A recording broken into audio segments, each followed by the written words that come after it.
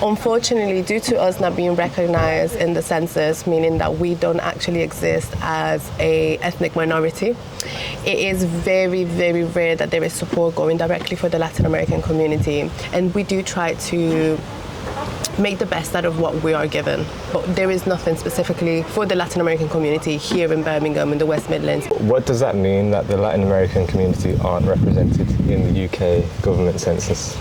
Well, it means that we don't have numbers, we don't have statistics. I know the Asian community, the Black community does struggle with having certain statistics for example, the NHS, and even that is a struggle. And there is so much community here in Birmingham and in the UK. There's so much diversity, I'll say.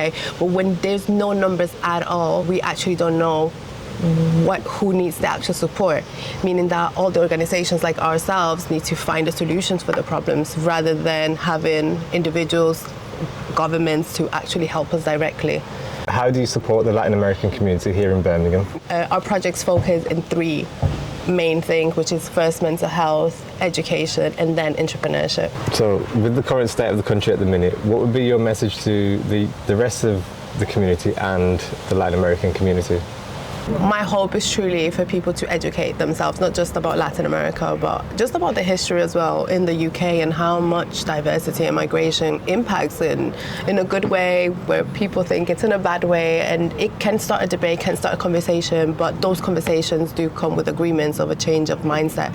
So I think it's very important. And for the Latin American community as well to integrate themselves with other communities and learn. For example, I've learned quite a lot about the Asian community, the Black community, and the struggles that they've been having, but also how they started. And I feel like as a Latin American community, we are just starting, and we need to learn and continue improving.